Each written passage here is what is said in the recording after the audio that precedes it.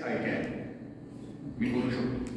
ती विजयाच्या बाजूला असतात, ती जबाबदारीच्या बाजूला असतात, ती कर्तव्याच्या बाजूला असतात. इथून बाहेर गेल्यानंतर आपल्याला कोणत्या प्रकारचा माणूस व्हायचं ते ठरवायचं. मग मी आता म्हटलं की सुरुवातीला नॉलेज, स्किल आणि ऍटिट्यूड.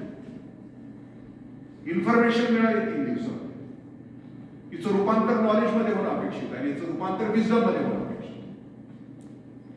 गुळ गोड आहे ही इन्फॉर्मेशन आहे. गुळ जिभेवर ठेवल्यानंतर ब्रेन मध्ये जो केमिकल रोचक झाला, जो अनुभव आला लगेच नॉलेज. आणि गुळाचा उपयोग चिक्कीमध्ये कसा करायचा, पूर्णाच्या पोळीमध्ये कसा करायचा, दॅट इज विजडम. 3 दिवसामध्ये जी इन्फॉर्मेशन मिळाली ती आता गावी गेल्यानंतर तिचा उपयोग कसा करायचा. पूर्णाची पोळी करायला सुगरण लागते, स्किल लागतं, कौशल्य लागतं, विजडम लागतं. इंग्रज अधिकाऱ्याला पहिल्यांदा ज्या वेळेला ती पोळी दिली त्यावेळेला ते कळायला तयार नाही की हाऊ दिस पुरण गेट्स इनसाइड. पूर्ण आत कसं काय जाते काय इंग्रज अधिकारी, त्याला सुगरणच असं. आणि नुसती माहिती पूर्णाची पोळी करणं अपेक्षित नसतं. पूर्णाच्या पोळीतलं जे पूर्ण आहे ते सगळीकडे समान पसरलेलं आहे. इथं हिमालय, इथं सह्याद्री असून चालत. म्हणजे रूपांतर त्याचं विजडम मध्ये. विजडम या शब्दाचा अर्थ मी म्हटलं की 3 स्किल आली पाहिजे ट्रेनिंग नंतर. मी ऍग्रिकल्चरचा विद्यार्थी, आम्हाला एक ऍग्रोनॉमी नावाचा विषय होता. त्याच्यामध्ये स्पेसिंग किती असलं पाहिजे, सीड रेट किती असला पाहिजे, पाणी कधी पाजायचं, खतं कधी टाकायची, हार्वेस्टिंग कधी करायचं, त्याच्यामध्ये असायचं. ऍग्रोनॉमी मध्ये बाप माणूस, शिकवणारा सगळं असणारा माणूस, अमेरिकेमध्ये जाऊन इंग्लंडमध्ये जाऊन लेक्चर देऊन आलेला माणूस, तो ठरवतो वयाच्या उत्तरार्धामध्ये की बाबा आता स्वतः शेती करायची. शेतात घर बांधतो, एक 20 गुंठ रान पुळवतो, फलतो आणि ठरवतो की आज सोयी करायचं, आज पेरणी करायची.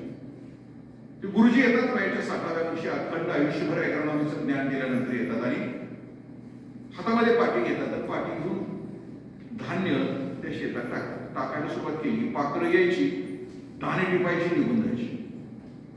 1 मिनिटात सगळे दाणे खलास, पाखरं यायची, बसायची.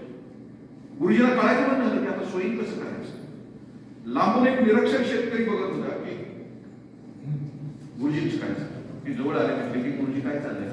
म्हणजे काय नाही, आम्ही सोयीन करतो. म्हणजे काय अडचण काय, पाखरं येतेच, बसते तर निघून जाते आणि दाणा काय मातीत शिल्लक राहिला.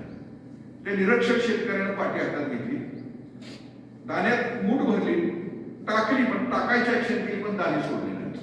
पाखरं आली, बसली, निघून गेली. 5-6 वेळा असं केल्यानंतर पाखराच्या लक्षात आलं हे देण्याचं गिरायक नाही, पाखरं निघून गेली.